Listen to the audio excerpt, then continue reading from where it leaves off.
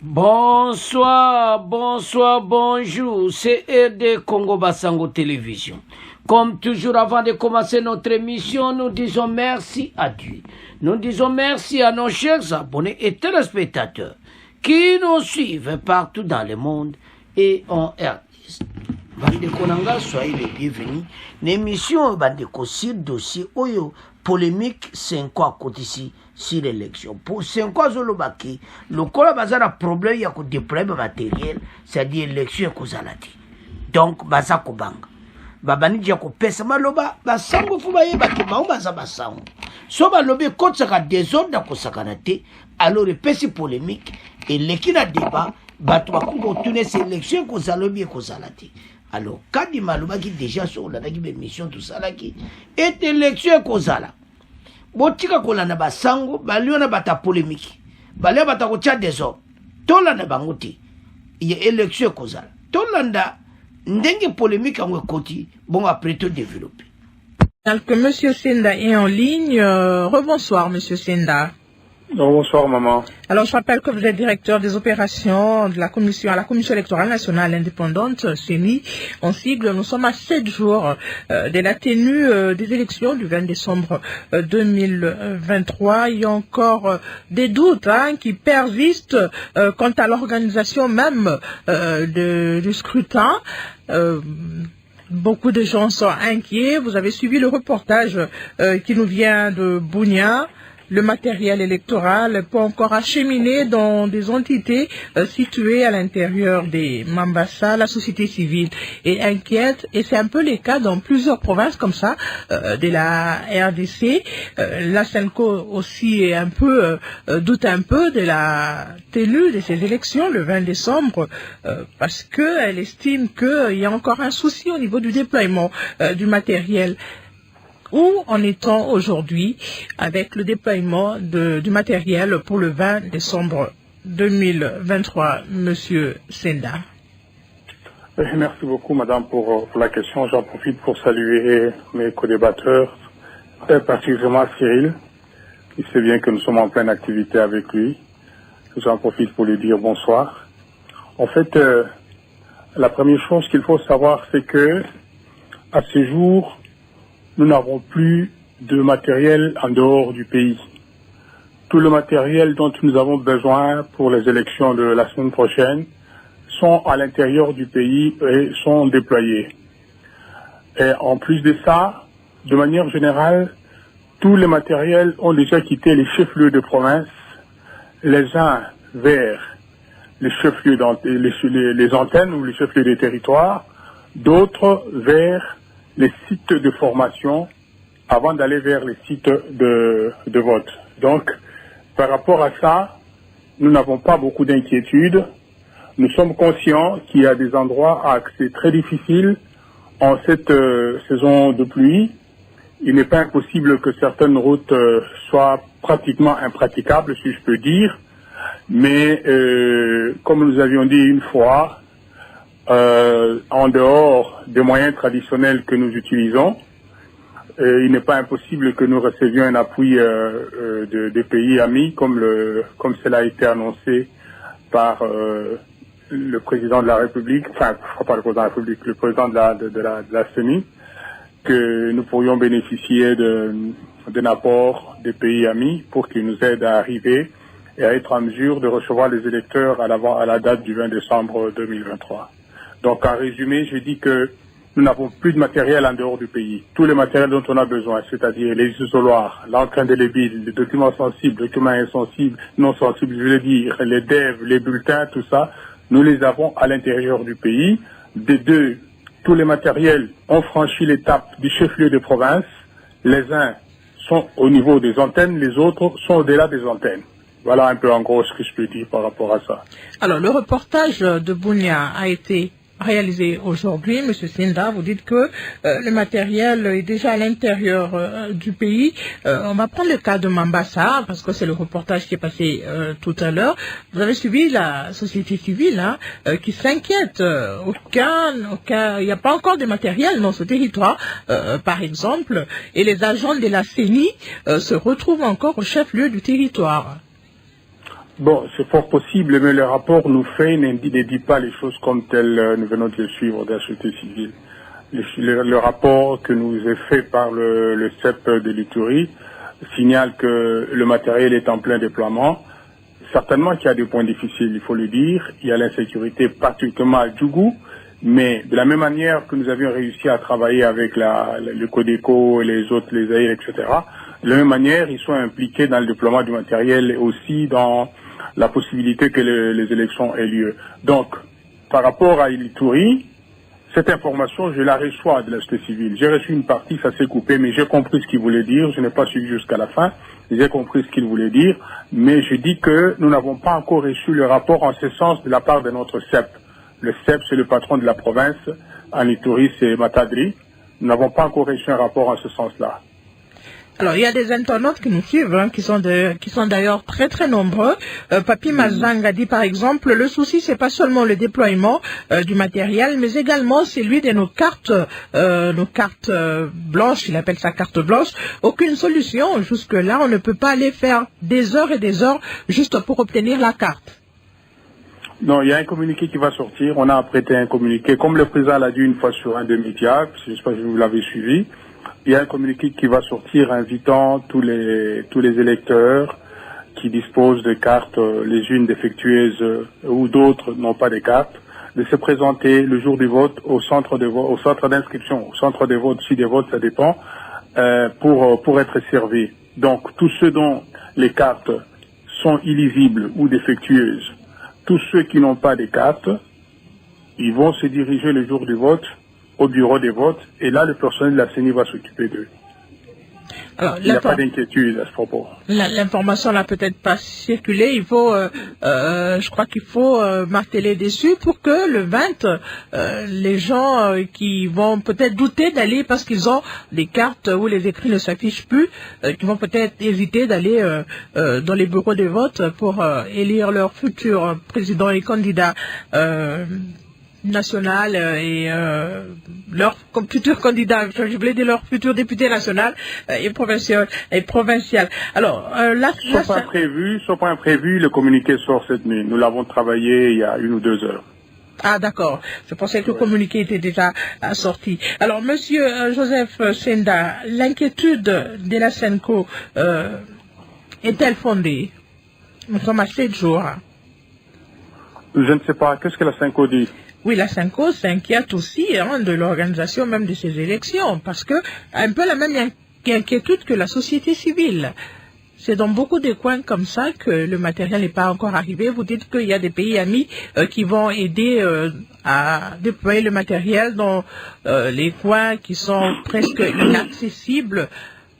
Ils vont le faire par quels moyens? Par hélico, par moto, vélo? Comment ça va se passer? Parce qu'il y a aussi le matériel sensible. Est-ce que vous n'avez pas peur que cela puisse abîmer je sais pas, la configuration du matériel de votre... Nous sommes conscients qu'il y a des endroits à accès difficiles. Nous sommes conscients. C'est pas la première fois que nous le faisons. Je peux citer des endroits où c'est difficile. Bafoussende, par exemple. Nous savons que c'est difficile. Il y a un exercice qui a été donné aux techniciens que nous sommes, d'identifier tous les points d'accès difficiles, parce que c'est là que devront être orientés les hélicoptères qui vont être en action. Donc ces endroits sont identifiés et c'est là que nous allons diriger les actions des hélicoptères. Ce que les compatriotes disent n'est pas faux. C'est vrai, il y a des endroits à accès difficile. Et comme je viens de le dire, les endroits à accès facile ne nous préoccupent pas. Nous sommes en train d'identifier, de compléter, parce que la liste, elle s'actualise. On ne sait jamais comment évoluent notamment les infrastructures. C'est comme ça que nous actualisons la liste pour que les efforts soient orientés là où c'est des points à accès difficiles. Je cite un exemple, Bafoussende. Il n'y a pas que Bafoussende, il y a d'autres. On nous a cité d'un coin à Bondo, tout ça. Donc, nous allons orienter les efforts de l'appui qui va venir ou qui est en train de venir vers ce point-là. Gauthier Lombert Banza, il nous écrit d'où, il n'a pas dit d'où il nous écrit. Il dit ceci: nonobstant la récente sortie médiatique du président de la CENI, nonobstant que la récente sortie médiatique du président de la CENI n'inspire pas confiance, nous continuons à croire que les élections auront bel et bien lieu le 20 décembre 2023. Cependant, on fustige l'amateurisme du gouvernement vis-à-vis de l'aide de la part de la MONUSCO. Il y a un communiqué, je crois que vous l'avez lu, vous avez lu ce communiqué du gouvernement qui demande l'aide des Nations Unies via la MONUSCO pour le déploiement du matériel. Pourquoi ça se fait à une semaine seulement de la tenue des élections? Non, bon, moi je crois que la MONUSCO est avec nous. La MONUSCO nous aide dans la partie orientale du pays. Cela n'est pas suffisant apparemment. Non, mais comment c'est pas suffisant? Parce que nous avons été avec eux à la RFE, ils nous ont aidés à déployer. C'est d'ailleurs la partie la plus difficile. Donc si déjà ils sont avec nous, je crois qu'il n'y aura pas de problème parce qu'ils sont déjà avec nous depuis la RFE. Ils sont avec nous. La MONUSCO est avec nous dans la partie orientale du pays. Ils sont avec nous. Cyril Botoko, vous êtes secrétaire exécutif de la Commission épiscopale Justice et Paix de la SENCO et coordonnateur national de la mission d'observation électorale SENCO-SCC. Vous avez suivi Monsieur Senda. La SENCO était un peu doute encore de la tenue de ces élections, des élections du 20 décembre 2023. Après les explications ou les assurances de Monsieur Senda, est-ce que vous êtes rassuré que le 20 décembre, nous aurons bel et bien des élections dans ce pays? Madame, laissez-moi d'abord saluer mon frère Senda, qui est là, avec qui on fait déjà pas mal de choses, surtout en ce qui concerne l'accréditation de nos observateurs. Je salue aussi Jean-Michel, notre ami à moi, et camarade de travail. On a été dans beaucoup de fronts avec lui. Je voudrais d'abord féliciter la CENI pour le grand travail qu'elle élabore. Les informations en notre possession que nous avons trouvées, il faut le dire, très difficilement, attestent quand même que les gros du matériel électoral se trouvent déjà au niveau des antennes, mais il y a quand même un petit lot, surtout quelques matériels sensibles, notamment les PV et les fiches des résultats qui ne sont pas encore arrivés dans certaines antennes, qui sont en route. C'est l'information que nous avons. Bien que tout ça, nous les félicitons quand même pour l'effort déjà déployé. Mais il y a des améliorations à faire parce que le doute exprimé par Monseigneur le secrétaire général, il demeure et je vais vous l'expliquer. La CENI, quand quelqu'un parle du doute, c'est pas qu'il dit qu'il n'y aura pas élection, juste c'est un doute, c'est qu'il manque quelque chose qui rassure. Et je voudrais commencer par ceci. La CENI n'a pas disponibilisé au public l'information concernant le déploiement du matériel. Et ça, c'est une première parce que M. Senda, c'est depuis longtemps qu'il est à la CENI. Il sait que chaque fois qu'il y avait déploiement du matériel, la CENI a créé des événements, elle a donné des informations, elle a invité les gens, et moi j'ai été invité à plusieurs reprises pour voir le matériel qui arrive. En donnant les nombres, les statistiques, on a reçu combien de machines, on a reçu combien de PV, on a reçu combien de fiches de résultats. Les gens voient au niveau déjà des apps et même au niveau des antennes, nos points focaux peuvent voir que le matériel qui est arrivé, il va à tel endroit. Cette information, on l'a pas et ça cristallise les doutes. Deuxièmement, c'est ceci. Il y a quelques temps, nous avons lu la lettre du président de la CENI demandant au gouvernement des avions. Après, c'est le gouvernement qui trouve un accord avec le gouvernement de l'Angola pour des avions. Nous pensons que ces avions-là, on ne les a pas encore vus. Et depuis ce matin, une autre lettre du gouvernement adressée au Conseil de sécurité circule pour demander des avions, l'appui de la MONUSCO, pour que cet appui puisse s'étendre dans d'autres provinces. Quand on sait que la dernière résolution des Nations Unies limite quand même la sphère d'action de la MONUSCO dans notre pays sur 3 provinces. Toutes ces demandes-là prouvent que la CENI n'a pas entre ses mains tous les moyens nécessaires pour pouvoir déployer convenablement le matériel et faire le travail de sorte que la date du 20 décembre soit respectée. Un autre élément que je vous donne. Vous avez dit dans votre propre reportage, et nos points focaux nous l'ont rapporté, tous les agents de la CENI qui ont passé leur test sont encore au niveau des antennes. Si je considère les cas des milieux ruraux, ils sont encore dans les chefs-lieux des territoires. Ils ne sont pas encore déployés. La liste définitive de ceux qui devraient travailler n'est pas encore publiée. Alors, la formation de ces agents est prévue pour 5 jours. Si je me trompe, mon frère Senda va me recadrer. 5 jours. Et si on fait un peu de calcul, les élections sont prévues le 20. Le 19, en principe, c'est une journée consacrée à l'aménagement des bureaux et consorts. Donc la formation devrait se dérouler le 18, le 17, le 16, le 15, le 14. Cela suppose que ces agents-là qui traînent dans les antennes, en principe, sont aujourd'hui les 13 au plus tard qui devaient se retrouver au niveau de leur centre.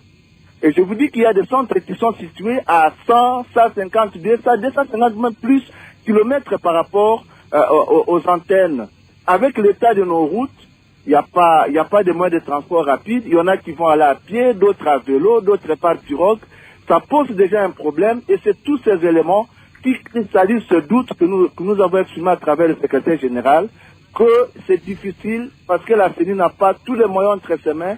Il y a des conditions naturelles aussi que je peux évoquer. Maintenant, ce sont les hautes eaux. Toutes les rivières ont débordé, surtout dans la province de l'Équateur. Et c'est difficile de franchir des tronçons. Il y a même des tronçons qui sont praticables par véhicule qu'on ne peut pas parce qu'il y a des eaux jusqu'à 2, 3, 4 mètres. Donc, c'est tous ces éléments-là qui nous font dire que qui cristallise les doutes qui étaient exprimés, que les élections peut-être, est-ce que ça pourrait ou ça pourrait pas. Merci Cyril Ebotoko. Jean-Michel Vondo, je rappelle que vous êtes secrétaire exécutif du réseau d'éducation civique au Congo, RECIC en sigle. Vous pensez qu'on aura des élections le 20 décembre 2023? Merci madame. Au regard des inquiétudes soulevées par la Chanco et même la société civile de l'Ituri. Bonsoir à mon allié Cyril Ebotoko. Bonsoir aussi à un co-débatteur qui n'est pas de moindre, c'est le directeur des opérations, M. Senda, je vous salue et je suis très heureux que vous soyez désigné comme la personne qui représente la CENI au cours de cette émission. Je le dis pourquoi? Parce que vous êtes la personne la mieux placée pour donner des informations sûres. Madame, je voudrais d'abord avant cela présenter ma vive désolation par rapport à la collaboration entre la CENI et la société civile. Et la CENI sait, même la CENI là, tous les directeurs savent qu'il y a des organisations de la société civile qui sont effectivement sur terrain, qui sont en train de sensibiliser la population, de mobiliser autour des élections apaisées. Mais moi je suis vraiment indigné d'apprendre, certaines informations, même si ce n'est pas encore rendu public, de l'apprendre ici. C'est là l'importance du cadre de concertation que nous avons, depuis le début de ces processus, réclamé. S'il y avait un cadre de concertation, c'est une difficulté, mais à partir du moment où le président de la CENI avait présenté cette difficulté-là, la CENI devrait organiser d'abord un cadre de concertation avec les organisations de la société civile qui sont effectivement sur terrain. Pas des gens qu'on ramasse par-ci par-là pour faire 2000 personnes, pour parler de cette question, et nous, on a aussi des idées qu'on devait donner. Mais je pense que nous avons tiré la leçon pour le reste des processus. Alors, pour revenir à votre question, je pense que la CENI doit rassurer. Nous faisons foi à la déclaration du directeur des opérations, parce que c'est vraiment la personne le mieux placée, qui connaît toute la question, toute la difficulté, mais cela ne peut pas aussi nous laisser indifférents ou nous pousser à croiser nos bras, à prendre tout ce que le directeur a dit comme parole d'évangile. Madame, moi je viens des provinces, je suis rentré à Kinshasa hier. Le directeur a dit tous les éléments, tous les documents sont déjà ici à Kinshasa. Mais le directeur doit savoir qu'il y a certaines distances au pays seulement qui dépasse même la distance de l'étranger. Quelqu'un qui vient des États-Unis avec quelqu'un qui quitte Kinshasa pour aller dans une des provinces, celui qui vient des États-Unis peut arriver avant. Donc ça, je crois qu'il faut nuancer cela, compte tenu de certaines difficultés que lui-même a évoquées et que Cyril aussi a évoquées.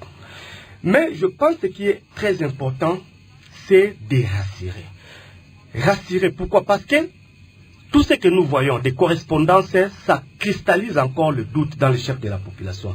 Le président de la CENI a demandé au gouvernement l'appui. le gouvernement qui était censé de répondre à la préoccupation de la CENI a sollicité à l'Angola. Mais le même gouvernement demande encore à la MONUSCO. Vous pensez qu'il y a un problème? Le problème se situe à quel niveau? Est-ce que le gouvernement n'a pas obtenu une suite favorable au gouvernement angolais pour qu'il revienne à la MONUSCO, alors qu'il savait bien que la MONUSCO était déjà là? Ou le gouvernement demande un appui pour augmenter le nombre? Ça, ce sont des points quand même importants que la population doit savoir. Les élections, l'élément le plus important dans les élections, c'est la transparence, c'est la communication. S'il n'y a pas la communication, c'est la radio-trottoir qui remplace la radio, les informations que la CENI détient. Et à ce moment-là, ça devient très compliqué. Les informations vont dans tous les sens. Et là, nous risquons de ne pas avoir un processus très crédible. Donc, je suis très content si vraiment la CENI va publier un communiqué déjà. Demain, ça sera une bonne chose. Et nous sommes sur le terrain. Nous recevons beaucoup de questions de la population.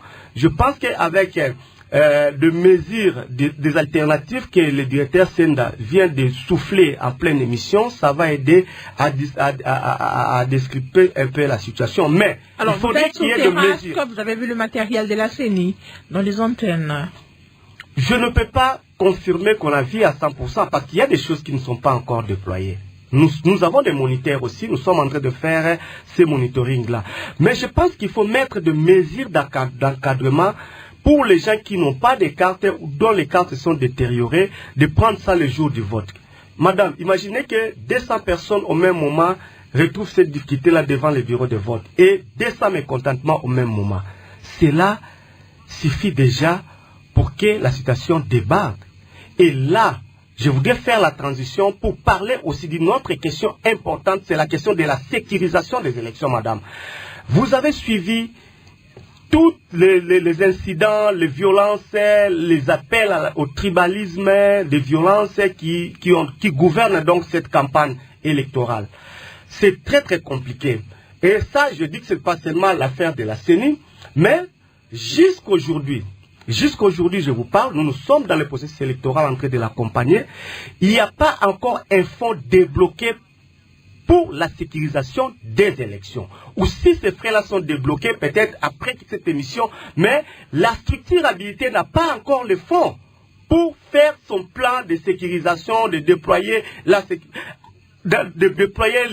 les policiers, payer tout ça. Parce qu'on n'a pas seulement besoin des ressources humaines.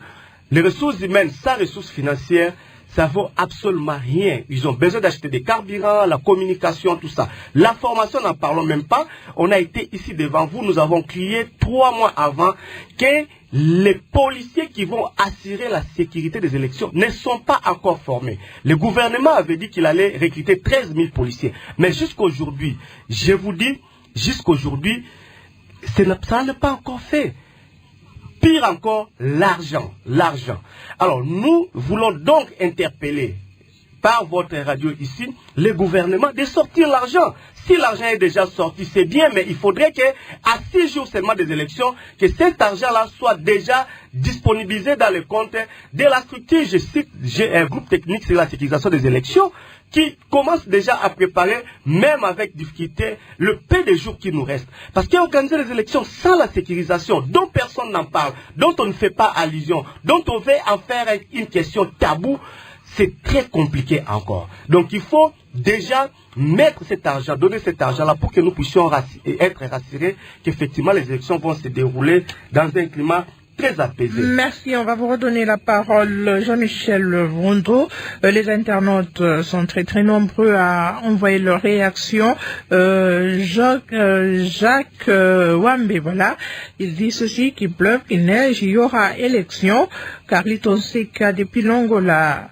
Voilà, nous sommes rassurés qu'il y aura bien les bien élections le 20 décembre le 20 décembre 2023 après avoir écouté monsieur Senda.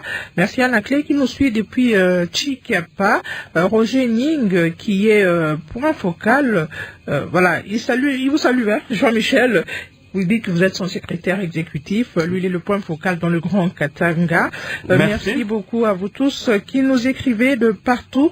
Merci à Charles Nsea depuis Mbujimaï, Urbain Mutombo depuis Lubumbashi. Il y a déjà les machines électorales ici au Katanga. Cela montre déjà la tenue des élections, mais courage à la CENI. Alors, on va ouvrir aussi le standard pour prendre ces auditeurs qui appellent sur le téléphone fixe. On va se rendre dans quelle province déjà? Voilà, la réalisation me signale qu'on reste ici à Kinshasa pour écouter cet auditeur. Jafet Eunga depuis la ville de Kinshasa. Les parties prenantes ainsi que la conférence épiscopale nationale du Congo ont raison de douter sur les scrutins électoraux au mois de décembre. La CENI manque le courage de dire au peuple congolais qu'il est difficile d'organiser les élections dans les délais. À mon humble avis, il est difficile d'organiser ces élections le 20 décembre car les matériels ne sont pas encore arrivés sur toutes les antennes de la CENI. Mais il y a également le problème des cartes d'électeurs qui pose toujours le problème. Cependant, si la CENI maintient sa position d'aller, ça qu'on trouve une solution palliative, cette CENI va organiser des élections chaotiques jamais organisées en RDC. Il est temps que la CENI nous dise clairement, si le 20 décembre, qu'il n'y aura pas les élections afin qu'on puisse chercher d'autres solutions afin d'organiser de bonnes élections dans de bonnes conditions. Monsieur Senda. Merci beaucoup, madame. J'ai cru comprendre que les soucis se résument autour de 4 points. Mon ami Cyril a fait allusion au déploiement du matériel et en mettant en évidence le fait que la population n'a pas été informée ou n'a pas été associée. Je crois que chaque fois que nous recevons du matériel, nous prenons soin de communiquer à travers un texte, à travers les images qui circulent dans les réseaux sociaux, que le matériel est arrivé. Mais je voudrais ici mettre en évidence quelque chose. Il ne faut pas oublier que nous ne connaissons pas les cœurs de tout le monde. Dire tout haut, le matériel est là, il est stocké à tel endroit, je crois que ça nous mettra en difficulté. Mais nous prenons toujours soin, par les médias, par les communiqués de la CENI, de signaler que le matériel est arrivé. Lorsque nous avons reçu les bulletins de vote, on a informé la population que les bulletins de vote étaient là. Lorsque le président de la CENI était en séjour à Séoul, en Corée, et que le matériel, les kits étaient arrivés, on a signalé que le kit était arrivé. Et on peut multiplier beaucoup d'autres exemples. Mais comprenez très bien que on ne peut pas, une information comme celle-là, la mettre à la place publique parce qu'on ne sait jamais ce qui peut arriver avec ce matériel-là. Donc, il faut que nous concilions les deux. Le souci de donner l'information, mais aussi le souci de sécuriser tout le matériel que nous arrivons. Comme je le disais, on ne connaît pas les cœurs de l'homme. On ne sait pas, tout le monde pense à quoi, qu'est-ce qu'on peut faire, etc. Nous avons appris combien de fois, à gauche, à droite, le matériel a brûlé. Bon, on dit incendie, mais on ne sait pas savoir exactement qu'est-ce qui est derrière ça. On a connu à Bukavu, on a connu à Bolobo, on a connu à Bikoro, on a connu à gauche, à droite. Mais comprenez que des gens responsables doivent penser à la sécurité de ce matériel-là. Et là, j'ai rebondi effectivement sur la sécurisation des élections, c'est le deuxième point, et ça c'est Michel, que je salue aussi en passant. Donc, la sécurisation des élections ne relève pas de la CENI. Nous nous en plaignons depuis longtemps. Depuis longtemps. De la même manière que les financements des élections ne dépendent pas de la CENI, ne dépendent pas de la CENI. C'est le ministère des Finances qui nous finance, si vous voulez le gouvernement de la République. Le ministère de l'Intérieur nous assure la sécurisation. Si chacun ne fait pas sa partition, il est évident que ça pourra poser de problèmes. Alors, en parlant des finances, excusez-moi, Monsieur Senda, il y a quelques jours, la CENI avait souligné qu'il lui fallait 300 millions de dollars sur son budget pour l'organisation des élections, et jusque-là, elle avait reçu qu'environ 130 millions. Est-ce que le reste d'argent vous a été donné? Est-ce qu'elle a reçu le reste d'argent pour organiser les élections, pour que tout soit prêt le 20 décembre 2023? À ma connaissance, nous avons reçu 130 millions. S'il y a plus, peut-être qu'elle échappe à ma connaissance. je ne suis pas dans toutes les casseroles de la CENI, mais je sais que 130 millions avaient été versés. Quant aux 170 millions restants, je ne sais pas. Peut-être que ça a été fait, je ne suis pas informé. Est-ce que cela peut être un handicap pour l'organisation des élections? Non, je ne pense pas, parce qu'une fois moi-même, je suivais les ministres des Finances. Si ma mémoire ne me trahit pas, il avait dit qu'on avait autorisé à la CENI de recourir même aux emprunts et que le gouvernement paierait avec intérêt. Je suivis le ministre des Finances une fois. Donc je me dis que ça peut être une voie de sortie. Mais dans tous les cas, que le gouvernement soit arrivé à atteindre ce niveau-là, donc si nous prenons les 70% que nous avions déjà avant, qui tournaient autour de 800 millions, nous y ajoutons 130 millions, vous voyez que nous sommes pas loin du montant requis. Donc c'est déjà des efforts considérables. Donc je ne vois pas pourquoi le gouvernement peut sortir cet argent-là et ne pas être en mesure de donner les restes et achever le cycle. Donc je suis tout à fait serein en ce qui concerne le financement. Et il ne faut pas oublier que les 1,5 milliard, 1,1 milliard, c'est en fait y compris les indirects que nous allons avoir le mois prochain. Mais le gouvernement de la République nous accompagne, en plus de toutes les difficultés que nous connaissons auxquelles le pays fait face, et le gouvernement arrive à honorer. On avait promis, on a donné 130 millions, mais comme vous le savez, nous n'avons pas que la CENI. Il y a d'autres besoins du pays, et ça relève de la capacité financière du gouvernement. Alors, il y a Madame Marianne qui nous écrit aussi de Kinshasa. Elle dit ceci: à une semaine des élections, nous n'avons pas encore la liste définitive des électeurs affichés dans les bureaux des votes, et même la liste des candidats conseillers communaux, Monsieur Senda. Non, je crois que, je m'excuse beaucoup, elle est en retard. Nous ne pouvons pas sortir des documents sensibles sans liste définitive. Des documents sensibles, c'est notamment les procès-verbaux et les fiches de résultats. Les fiches de résultats reprennent les noms des candidats. Alors comment est-ce que nous pouvons arriver à sortir les documents sensibles et ne pas disposer des listes définitives? Donc, je crois qu'elle n'est peut-être pas informée. Quant aux listes électorales, on les affiche au plus tard 48 heures avant pour que les gens viennent consulter. Nous avions dit que il y a des listes qu'on devra afficher au niveau des antennes. Il y a des listes qu'on affiche aussi de vote. Il y a des listes qu'on affiche devant le bureau de vote. Il y a des fiches que détiennent 2 personnes dans le bureau de vote. Donc, on ne peut pas, pour le moment, nous demander d'afficher des listes dans les écoles alors qu'il y a une semaine où on sait très bien tout ce qui peut arriver. Donc, à l'approche du scrutin, on va afficher les listes dans le bureau de vote, et ceux qui vont travailler dans le bureau de vote auront des listes entre les mains, parce que quand quelqu'un vient avec sa carte, il remet la carte à l'assesseur numéro 1, qui regarde dans sa liste si la personne est sur la liste électorale. Et à la sortie, la personne va retirer la carte auprès de l'assesseur numéro 2 pour émarger, c'est-à-dire pour signer à côté de son nom. Donc il faut attendre ce jour-là pour voir ces listes-là. Ces listes sont disponibles. Il y en a qu'on va afficher devant les bureaux de vote au moment convenu. Il y en a qui seront entre les mains du personnel qui va travailler dans le bureau de vote. On va vous donner la parole, Jean-Michel Vondo, mais avant cela, on va écouter cet autre auditeur qui nous appelle de Kolwezi. Ça sera pour vous, Cyril Ebotoko.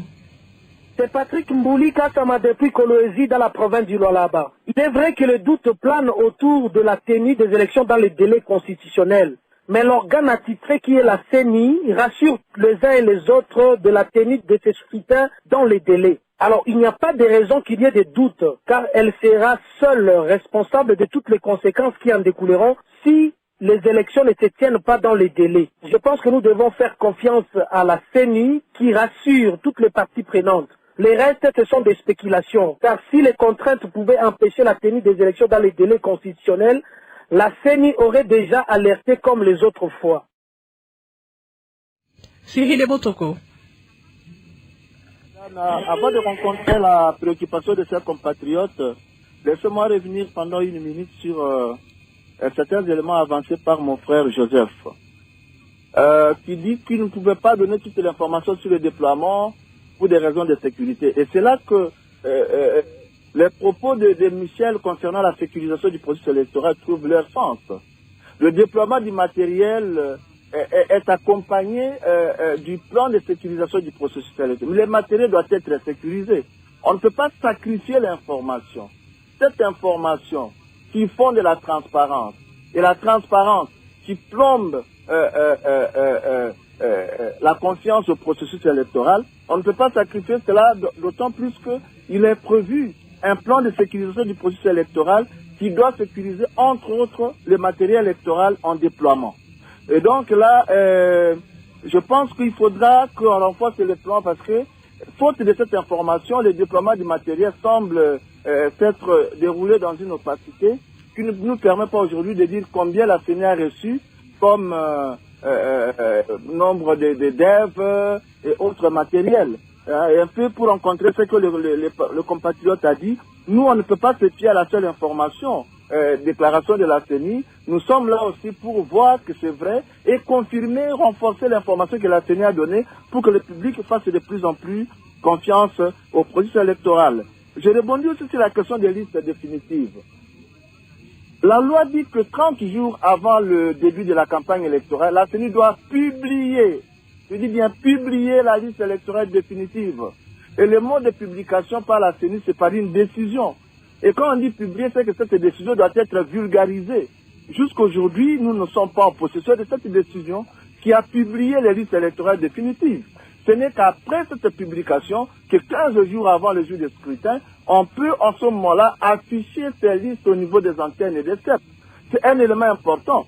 Donc, c'est la même chose avec les statistiques des bureaux de vote. Aujourd'hui, la décision portant publication de la cartographie ne dit pas combien de bureaux de vote la CENI va déployer, le nombre de centres de vote non plus. Alors aujourd'hui, s'il y a un problème, on n'a pas un support opposable à la CENI par rapport au nombre, parce que ça doit être porté par une décision. Donc c'est des cas comme ça que nous sommes en train de soulever pour accompagner la CENI, l'aider à améliorer tout ça et rendre le processus électoral de plus en plus crédible. Et je réponds encore à cet auditeur, à cet compatriote, que nous, bien sûr, nous faisons confiance à la CENI, mais nous sommes en train d'accompagner la CENI pour protéger son intégrité en confirmant ce qu'il dit après des constatations sur le terrain. Et c'est ce que nous sommes en train de faire. Alors, on va prendre ce dernier auditeur qui nous appelle depuis Bukavu. Ça sera pour vous, Jean-Michel Vondo. Je suis Noé Kerouchi. Je vous appelle depuis la province du Sud Kivu, dans le territoire de Kabari. Nous commençons d'abord par saluer les efforts déjà fournis par la CENI, étant donné que jusque-là, le calendrier électoral qui était publié est respecté. Et donc, à ce niveau-là, il n'y a aucune étape qui a connu les glissements. Mais nous voulons maintenant que la CENI et le gouvernement nous disent quel mécanisme qu'ils ont envisagé pour faire participer tous les Congolais au scrutin, sachant qu'une partie aujourd'hui est en insécurité totale et d'ailleurs occupée par une armée étrangère. Je pense que pour avoir des dirigeants légitimes venus des élections, tout le peuple en général, sans discrimination, doit s'exprimer par voie des urnes. Oui, alors, le 20 décembre approche.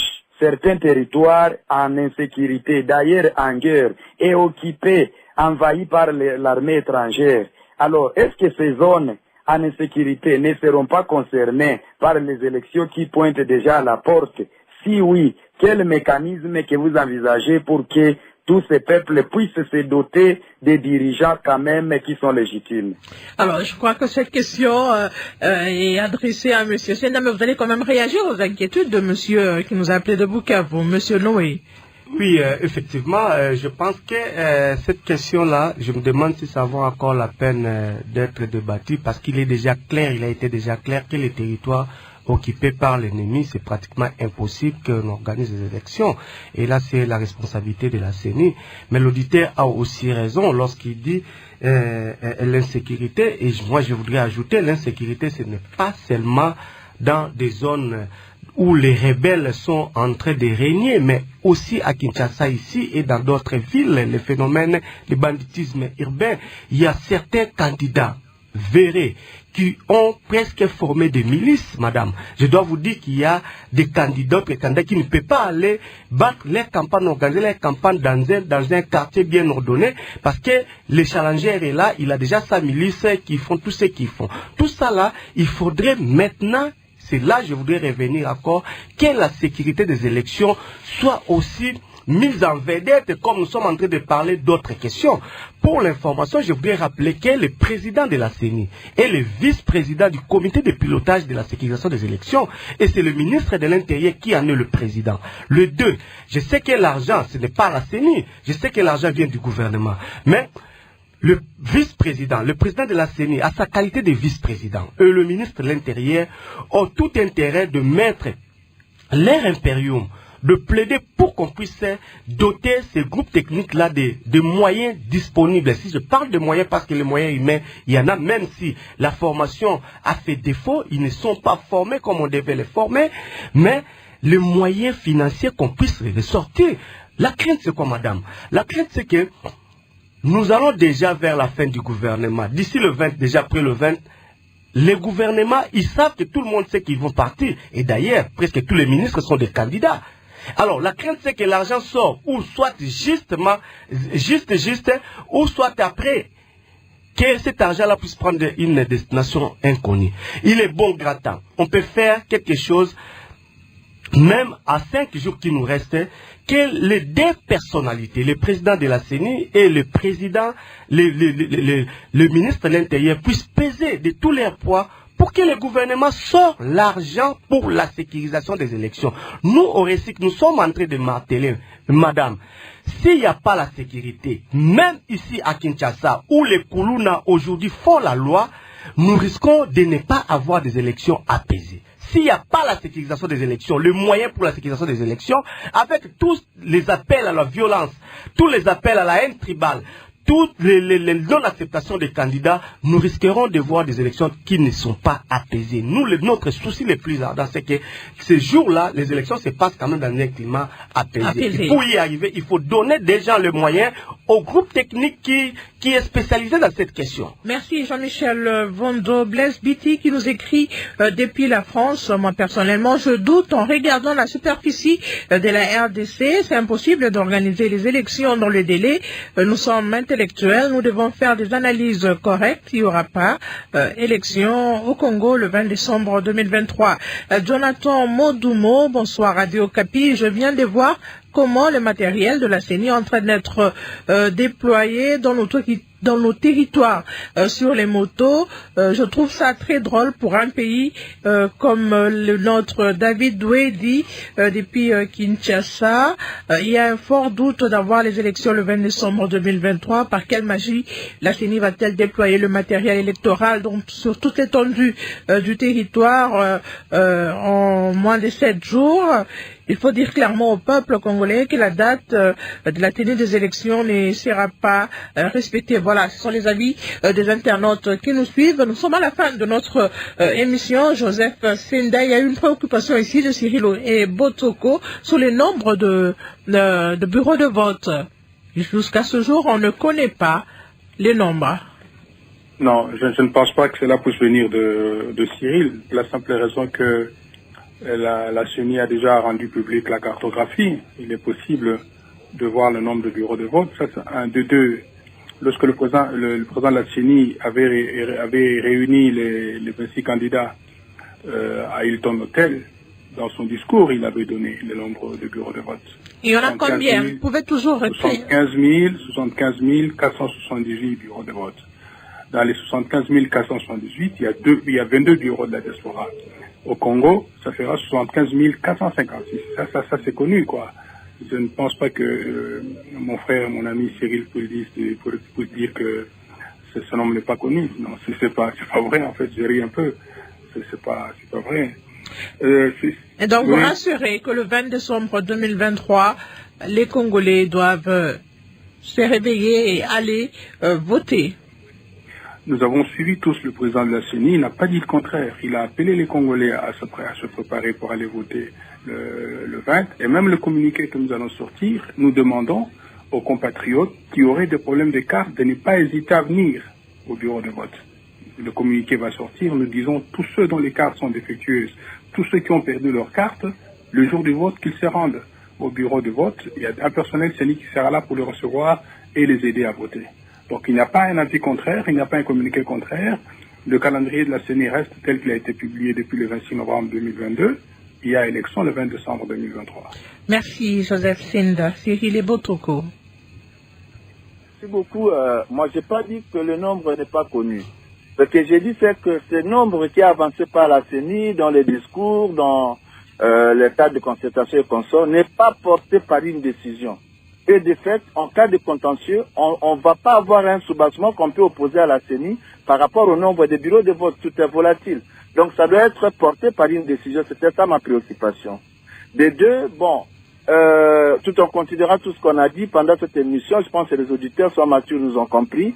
Je voudrais aussi inviter mon frère Sten à un peu regarder parce que il y a une note circulaire signée par le Sten qui circule dans les réseaux sociaux, à moins que ça soit pas la bonne. Donc selon laquelle les électeurs omis devraient arriver dans les bureaux de vote, on va vérifier leur code de centre. Si c'est compatible, on les laisse voter en reprenant leur identité. On va les reprendre dans quelle liste? Parce que si c'est une liste de dérogation, les personnes qui doivent voter par dérogation sont déclinées par la loi. Ces gens-là, ils vont être inscrits sur quelle liste? Sinon, nous invitons la CENI à rassurer de plus en plus en donnant un certain nombre d'informations nécessaires sur ce qui est fait, ce qui est sur le terrain, déjà ce qui va arriver. Comme ça, le doute va être élevé et nous serons très heureux si les élections se tiennent effectivement le 20 décembre prochain. Merci. Merci. Alors, avant de vous donner la parole, Jean-Michel Vundomba, juste donner une minute à Monsieur Senda pour qu'il réponde à la préoccupation de Cyril Ebotoko qui est quand même assez pertinente. Monsieur Senda. Il y a un certain nombre de documents dans l'équipe bureautique. Le document dont nous parlons est différent de la liste de vote par dérogation. Ce que Cyril dit est vrai. Ceux qui viendront là-bas ne sont pas éligibles au vote par dérogation. Ils ne vont pas émarger sur la liste de dérogation. Il a tout à fait raison. Mais le kit bureautique comprend des documents qui vont gérer cette situation-là. Vous n'êtes pas d'accord avec la réponse de M. Senda? Merci beaucoup. Je reprends. Cyril a dit, est-ce qu'ils vont voter par dérogation? J'ai dit non. Ils ne sont pas éligibles au vote par dérogation. Nous connaissons ceux qui votent par dérogation. Ce sont le personnel de la CENI, membres du bureau de vote. Même s'ils n'ont pas été enrôlés dans ces bureaux-là, ils vont voter.